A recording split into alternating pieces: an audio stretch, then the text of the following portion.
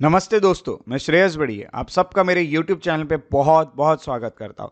आज हम इस वीडियो में एक बहुत ही इम्पॉर्टेंट और हमेशा न्यूज़ में रहने वाले टॉपिक को पढ़ने वाले हैं वर्ल्ड हिस्ट्री से, जो कि है इजराइल अरब वॉर। 1948 में जो वॉर हुआ था।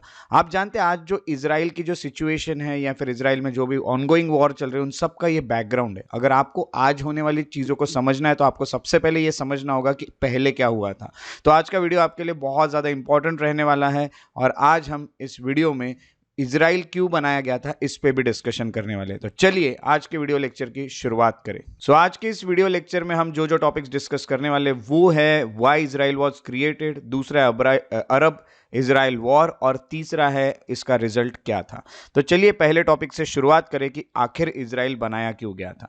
जैसे कि आपको यहां बता दूं कि ये जो आप मैप देख रहे हैं ये 1946 का मैप और इस मैप में आपको इजराइल कहीं भी नहीं दिख रहा है क्योंकि इजराइल 1948 में बनाया गया था। तो अब ये मैप जो इसमें इजराइल की जगह आपको धीरे धीरे बनते हुए दिखेगी, तो ये सब हुआ क्यों और कैसे, ये सब हम अभी डिस्कस करने वाले हैं। तो सबसे पहले आपको ये बता दूं कि इजराइल बनाने के पीछे जो कारण रहे उसमें सबसे इंपॉर्टेंट कारण था हिस्टोरिकल ग्रीवेंसेस ऑफ ज्यूज। जैसे आपको पता है कि इजराइल जो है वहां पे ज्यूज की पॉपुलेशन सबसे ज्यादा है। इजराइल एक जीविश कंट्री है या जीविश स्टेट है। तो यहाँ हुआ क्या था कि देखिए कुछ प्रॉब्लम्स थे ज्यूज के, वो सॉल्व करने के लिए इजराइल को बनाना पड़ा। सबसे पहला रीजन था रोमन परसिक्यूशन। 71 एडी में जो ज्यूज होते हैं उनको पैलेस्टाइन से बाहर कर दिया था। रोमन लोग उन्हें परसिक्यूट कर रहे थे, उनको पैलेस्टीन जो होती है वहां से बाहर कर दिया जाता है अगर हम कहेंगे तो। और उन्हें बाहर कर दिया था रोमन्स ने। 71 एडी की ही बात है। अब ये जब जो ज्यूज लोग थे जब ये बाहर हुए पैलेस्टीन से, तो वो अलग अलग जगह पूरे वर्ल्ड के अलग अलग जगह सेटल होने लग गए। सेटल होने जो लगे उसमें कुछ देश थे जिसमें यूएस भी शामिल था। यूएस में भी काफ़ी ज्यूज जो है वो जाने लगे क्योंकि उनको कोई जगह नहीं रही, क्योंकि उन्हें बाहर कर दिया था पैलेस्टीन ने। अब आगे होता क्या है, बहुत साल तक जो ज्यूज थे वो इधर उधर रहे और ग्रेजुअली यानी धीरे धीरे हम कहेंगे कि काफ़ी साल तक जो ज्यूज है वो अपने जगह पे वापस आने लग गए। अब जब वो अपनी जगह पे वापस आने लग गए, जब वो रिटर्न होने लगे अब अपनी जगह पे, तो उनकी जो पॉपुलेशन थी वो हम ये बता दें कि सबसे बहुत ज़्यादा तो नहीं थी, बट उनकी जो पॉपुलेशन थी was not significant to make Arab anxious. यानी वही था कि उनकी पॉपुलेशन ज़्यादा ना होने के कारण अरब को कोई टेंशन नहीं था अरब लोगों को कि वो कहाँ पे आ रहे हैं। दूसरा जो हमें कारण देखने मिलता है वो है वर्ल्ड जियोनिस्ट ऑर्गेनाइजेशन। अब सबसे पहले जियोनिस्ट होते कौन है ये भी आपको बताता हूँ, बट सबसे पहले आपको ये बता दूँ कि एक ऑर्गेनाइजेशन है, ये 1897 में बनाई गई थी। So it was formed in Switzerland. Switzerland में एक ऑर्गेनाइजेशन बनाई जाती है, वर्ल्ड जियोनिस्ट ऑर्गेनाइजेशन। जियोनिस्ट यानी वो लोग जिन्हें ऐसा लगता है, देखिए जियोनिस्ट ये अच्छे से याद रखिएगा, ये टर्म कभी भी ये टर्म आई तो ऐसे लोग होते हैं जिन्हें ये लगता है कि जो ज्यूज होते हैं वो उनके घर पे वापस आए जहां से वो गए थे। देखो रोमन लोगों ने उन्हें पैलेस्टीन से बाहर किया था, तो ऐसे लोग होते हैं जिन्हें ये लगता है कि उनके होमलैंड यानी पैलेस्तीन में वो लोग वापस आए और वहां पे वो अपना खुद का एक एक देश बनाए, अपना एक ज्यूइश स्टेट बनाए अपना खुद का, ये जिन्हें लगता है उन्हें जियोनिस्ट ऑर्गेनाइजेशन कहा जाता है। प्रॉब्लम ये था कि पैलेस्तीन जो है ये अब यहाँ पे अब देखिए पहले तो पैलेस्तीन में ज्यूज रहते थे, बट जब ज्यूज बाहर हो गए तो पैलेस्तीन में हम कहेंगे या जो भी लोग आने लगे पैलेस्टाइन में वो अरब्स थे। तो अरब्स वहां पे आने लग गए और अब आपको ये बता दूं कि उन्हें ये डर लगने लग गया कि अब बाहर के लोग यानी ज्यूज हमारे जगह पे आएंगे तो हमारा जो होमलैंड है वो खराब हो जाएगा। अब हमारा जो घर है वहां पे, हमारी जो जगह है वहां पे कोई और बाहर का आ जाए, ये उन्हें अब मंजूर नहीं था। तो ये वर्ल्ड जियोनिस्ट ऑर्गेनाइजेशन की कोशिशें थी जिस कारण ज्यूज वापस भी आना पॉसिबल हो रहा था उन्हें, ये हम कहेंगे। अब जैसे कि हमने देखा कि जब ज्यूज को पैलेस्टाइन से बाहर कर दिया गया तो ज्यूज जो है वो इधर उधर जो है वो स्प्रेड होने लगे डिफरेंट पार्ट्स में। और नाजी परसिक्यूशन में होता क्या है कि ये जो ज्यूज थे वहाँ यूरोपियन जो ज्यूज है वो, या फिर हम कहेंगे ये अलग अलग जगह पे सेटल होने लग गए। यूरोप में भी काफ़ी ज्यूज बढ़ गए। तो ये जो लोग थे अब इन्हें यूरोप से भी बाहर कर दिया जा रहा था क्योंकि नाजी लोग उन्हें परसिक्यूट कर रहे थे। जब ये सब हो रहा था वो अपने घर में वापस आना चाह रहे थे और उनका घर था पैलेस्टाइन। वो हमेशा चाह रहे थे कि हम पाकिस्तान में वापस आ जाए क्योंकि यूरोप में हमारे साथ बहुत बुरा हो रहा है, बहुत एक्सप्लॉयटेशन हो रहा है। बाय 1940 हम कहेंगे half the population of Palestine was जीविश। तो धीरे धीरे करके जो पैलेस्टाइन है वहां पे जीविश लोग वापस आने लग गए। और यहाँ पे 1940 तक हो क्या गया कि पैलेस्टाइन में आधे से ज़्यादा पॉपुलेशन या लगभग आधी पॉपुलेशन जीव्स लोगों की हो गई।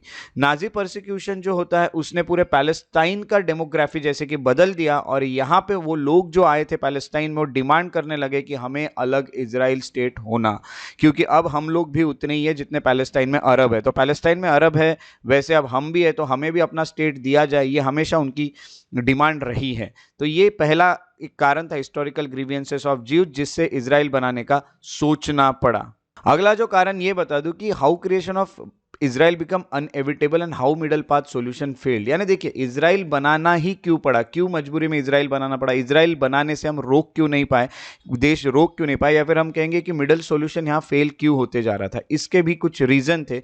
पहला है reason Britain. World war one खत्म होने के बाद अब क्या होता है कि जो जो देश वर्ल्ड वॉर में जिनकी विक्ट्री हुई थी, जो लोग जीते थे, यानी विक्टोरियस जो कंट्रीज थे, नेशंस थे, उनको ये कहा गया कि अब जो स्टेट हारे हैं, जो देश हारे हैं, उनके अंडर जो जो कॉलोनीज थी उन्हें आप संभालोगे। तो ब्रिटेन को यह बताया गया कि पैलेस्टाइन का ख्याल आप रखोगे। तो पैलेस्टाइन ब्रिटेन को मैंडेट में मिल जाता है। मैंडेट सिस्टम तब चल रहा था कि कौन किसकी देखभाल करेगा। पैलेस्टाइन की देखभाल ब्रिटेन करेगा, ऐसा निर्णय वर्ल्ड वॉर वन के बाद लिया गया।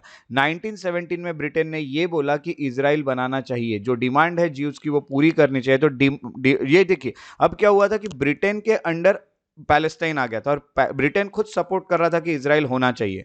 तो कहीं ना कहीं ज्यूज को लगा कि अब ये चीज होने ही वाली है, तो इस कारण और ज्यूज पैलेस्टाइन में आने लगे जैसे ब्रिटेन ने ये कहा, और अरब स्टेट्स इसे अपोज करने लगे कि यहाँ पे हमारा अरब लोगों का ये जगह है, यहाँ पे ज्यूज क्यों आ रहे हैं।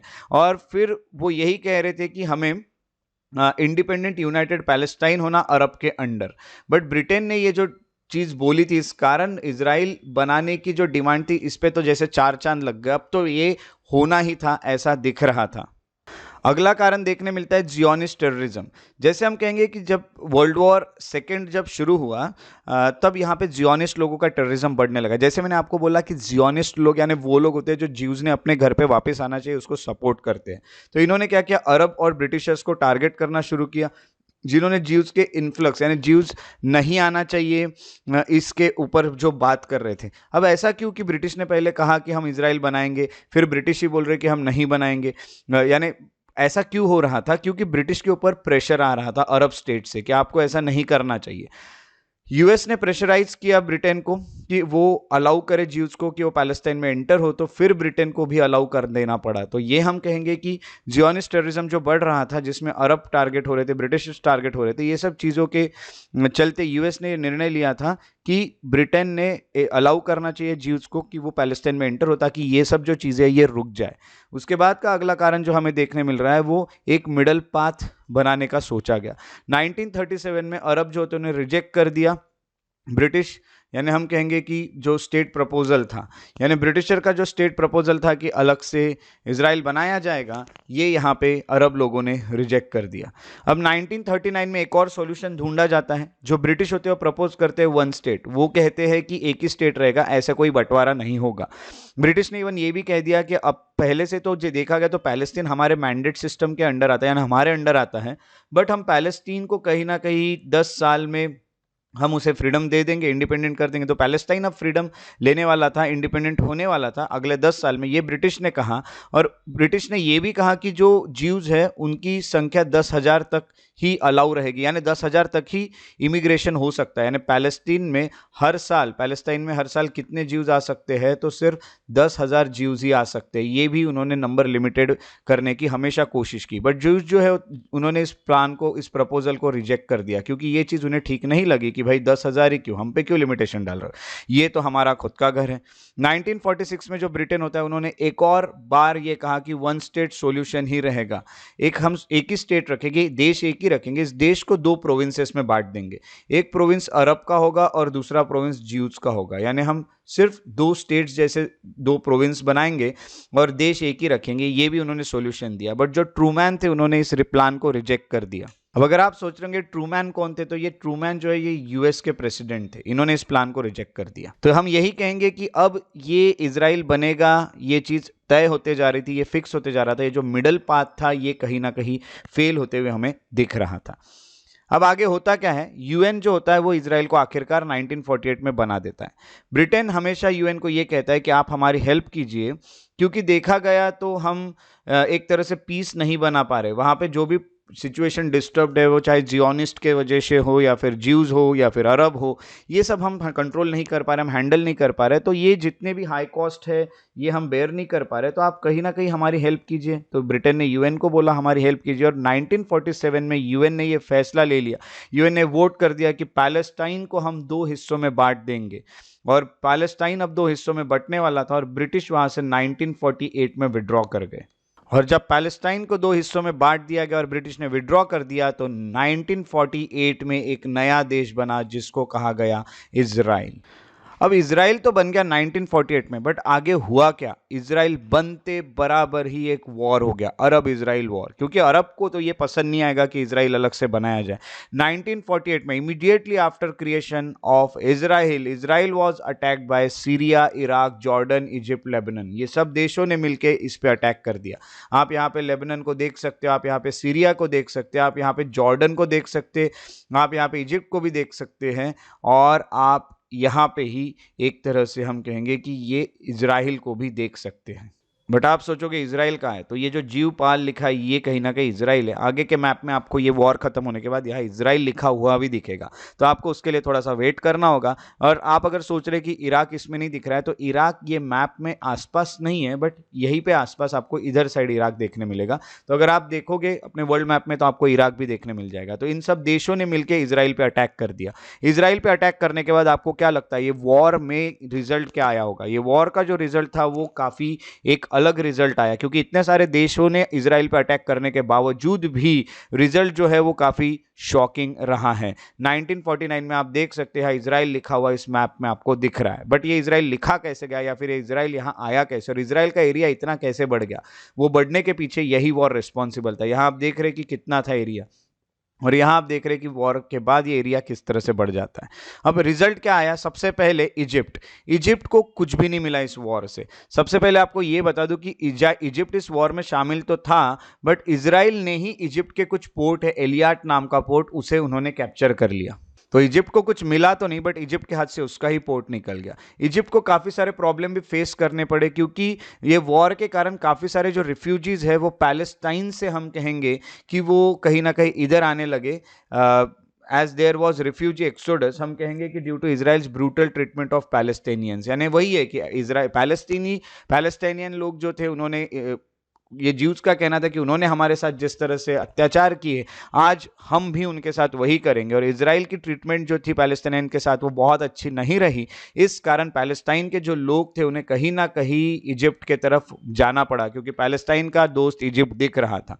1952 की बात करें तो इजिप्शियन आर्मी जो होती है उन्होंने कहीं ना कहीं जो एक किंग था वहां का फारूक करके, उसको भी कहीं ना कहीं बाहर कर दिया, क्योंकि वो हमेशा ये चाहता था कि सुएज कैनल में ब्रिटिश ट्रूप्स जो है वो मौजूद होनी चाहिए। तो वहां से वहां का राजा जो है वो भी चला जाता है। यहाँ पे आप देखोगे ये सुएज कैनल है, सुएज कैनल कहीं ना कहीं ब्रिटिश कमांड कर रहे थे, उनका कहना था कि ये हमारा इजिप्ट का है, उसको ब्रिटिश को क्यों रखा है, आप यहाँ के राजा आपको इतना भी नहीं समझ रहा है, तो उन्हें क्यों बाहर कर दिया। तो Egyptian army did a coup to dethrone king Farouk, उन्होंने फेवर किया था कि ब्रिटिश ट्रूप जो है वो सुएज कैनल पे रहने चाहिए। सुएज कैनल का भी वॉर हम आगे आने वाले वीडियो लेक्चर में पढ़ने वाले हैं। नेक्स्ट हमारा टॉपिक सुएज कैनल पे ही रहने वाला है।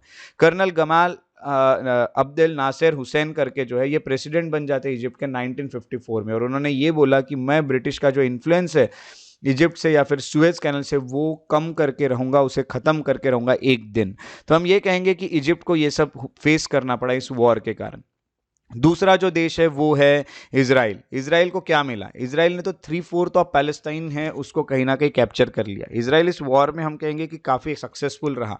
इस वॉर में उसने 3/4 पैलेस्टाइन को कहीं ना कहीं कैप्चर कर लिया। आप देख रहे हैं ये जो मैप है, इस मैप में ये इजराइल किस तरह से बढ़ गया, तो ये कहीं ना कहीं कैप्चर हो गया। इसमें आप देख रहे हैं ये वाइट वाइट देखिए, और यहाँ पे देखिए वाइट पोर्शन, कितना बड़ा पोर्शन इजराइल अब जीतने लगा था। ये हम कहेंगे यरूशलेम या फिर जेरूशलेम जो होता है ये किसके पास गया, तो इसको भी इजराइल ने कैप्चर कर लिया। वेस्ट जेरूशलेम जो होता है ये कहीं ना कहीं इजराइल के पास चले जाता है, और ईस्ट जेरूशलेम जो है वो जॉर्डन के पास चले जाता है। हम इस मैप में देख सकते हैं जेरूशलेम है, जेरूशलेम में ये वेस्ट वाला और ईस्ट वाला जो है वो इजराइल के पास चले जाएगा, वेस्ट वाला जो है वो जॉर्डन के पास चले जाएगा।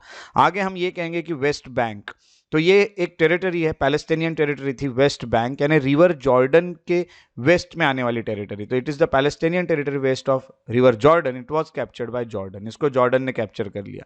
यहाँ पे अगर आप देखोगे तो ये यहाँ पे वेस्ट बैंक आपको दिख रही है नदी की, ये जॉर्डन के पास चलेगी जो कि पहले पैलेस्टाइन के पास हुआ करती थी। ये इस वॉर के कारण हुआ और इस कारण कॉन्फ्लिक्ट होने लगा अरब वर्ल्ड में कि भाई हम दोनों तो मिलके लड़े, पर जॉर्डन ने ये किस तरह से ले लिया, क्योंकि जॉर्डन हमेशा ये चाह रहा था कि उसे वेस्ट बैंक चाहिए। तो ये जो देश साथ में लड़ रहे थे उन्हीं के बीच में कहीं ना कहीं दुश्मनी होती हुई दिखी इसी वॉर के कारण। अगला है रिफ्यूजी इन्फ्लक्स। रिफ्यूजी जो है वो काफी सारे कहीं ना कहीं जाने लगे, क्योंकि आप कहोगे तो यहाँ पे पैलेस्टाइनियन जो लोग हैं उनके इनको अच्छी ट्रीटमेंट तो नहीं ही मिलने वाली थी अब ज्यूज से, क्योंकि ज्यूज के साथ भी जिस तरह का बर्ताव हुआ होगा अब वो भी वैसा ही करेंगे पैलेस्टाइनियन के साथ। तो वो कहीं ना कहीं इधर उधर जाने लगे, सीरिया में शिफ्ट होने लगे, कुछ इराक की ओर जाने लगे, जॉर्डन में जाने लगे, इजिप्ट में जाने लगे, लेबनान में जाने लगे, क्योंकि ये सब देशों ने मिलके काम किए थे ना, वॉर में लड़े थे। तो सबको लगा कि भाई अब यही देश है हमारे दोस्त, चलो वहीं पे चलते, इजराइल में तो हमारी अब जगह नहीं रही। उसके अलावा आपको ये भी बता दूं plight of Palestinians. Now most of them lived in refugee camp. आपको ये दिखेंगे कि ज़्यादातर जो पैलेस्टीनियंस है वो रिफ्यूजी कैंप में आज भी रह रहे हैं या फिर तब से उनको रहना पड़ा। बहुत सारे जो लोग होते हैं वो इजराइल के भी अंडर और जॉर्डन के अंडर भी रहने लगे। तो हम कहेंगे कि ये सब प्रॉब्लम्स गए इस वॉर के कारण। तो इस वॉर का रिजल्ट जो था वो इन फेवर ऑफ इजराइल ही आया। इजराइल एक बहुत ही वेल एस्टेब्लिश एक कंट्री बन गया। आप देख रहे हैं इस मैप में 1949 का इजराइल, ये देखिए तेल अवीव, ये इजराइल है, ये इजराइल का पूरा एरिया। यहाँ पे आप देख सकते हैं कि किस तरह से ये इजराइल ने अपना एक टेरिटरी यहाँ पे बनाई। आगे आते आते और भी हम चीज़ें पढ़ेंगे तो आपको आगे के वीडियोस में, जैसे मैं आपको 6 डे वॉर आपके साथ डिस्कस करूंगा, उसके अलावा मैं आपके पास योम किपुर वॉर आपके साथ डिस्कस करूंगा। वो सब होने के बाद आपको और आगे का सीन पता चल जाएगा और आज की जो प्रेजेंट सिचुएशन है यहाँ तक आप आराम से पहुंच जाएंगे। तो इस तरह से आज हमारा जो वीडियो लेक्चर रहा उसमें हमने अरब इजराइल वॉर को डिस्कस किया जो कि 1948 में लड़ा गया था। ये जो आप देख रहे हैं ये इजराइल का फ्लैग है, ये जो आप देख रहे हैं ये अरब का फ्लैग है उस वक्त का, जिसमें काफ़ी सारे देश आते थे। आपको कमेंट सेक्शन में लिखना है कि अरब में उस वक्त कितने देश आया करते थे जब ये वॉर हुआ था। अगर आपको मेरा वीडियो पसंद आया तो उसे लाइक ज़रूर करें, शेयर करें और मेरे यूट्यूब चैनल को सब्सक्राइब ज़रूर करें और बेल आइकॉन को प्रेस करना ना भूलें। बेल आइकॉन को प्रेस करने से आने वाले वीडियोज़ के आपको नोटिफिकेशन मिलते रहेंगे और इंपॉर्टेंट वीडियोज़ आपके हाथ से मिस नहीं होंगे। आप मेरे फेसबुक पेजेस को भी फॉलो कर सकते हैं और इन्फॉर्मेशन के लिए श्रेयस बढ़िया इंटरप्रिटेशन। अगर आप मुझसे कुछ सवाल पूछना चाहते हैं, मुझसे कनेक्टेड रहना चाहते हैं तो आप मुझे इंस्टाग्राम पे भी फॉलो कर सकते हैं। श्रेयस बढ़िया द पीस लवर मेरा इंस्टाग्राम आईडी है। आप मुझे मेल भी कर सकते हैं shreyasbadiya@gmail.com पे। उसके साथ साथ आप मेरे एकेडमी का जो इंस्टाग्राम अकाउंट है उसको भी आप फॉलो कर सकते हैं ताकि और भी नॉलेजेबल वीडियोस आपको मिल सके। उसे आप फेसबुक पे भी फॉलो कर सकते हैं। अगर आप वीडियोस के नोट्स चाहते हैं या और भी ज़्यादा कुछ अपडेट्स चाहते हैं तो आप मेरे श्रेयस बढ़िया करके जो चैनल है टेलीग्राम पे उसे भी आप सब्सक्राइब कर सकते हैं और आप जितने भी चीज़ें उसे भी देख सकते हैं। अब मेरे साथ इस वीडियो में बने रहने के लिए बहुत बहुत शुक्रिया। Thank you for being here. Take care and have a very good day.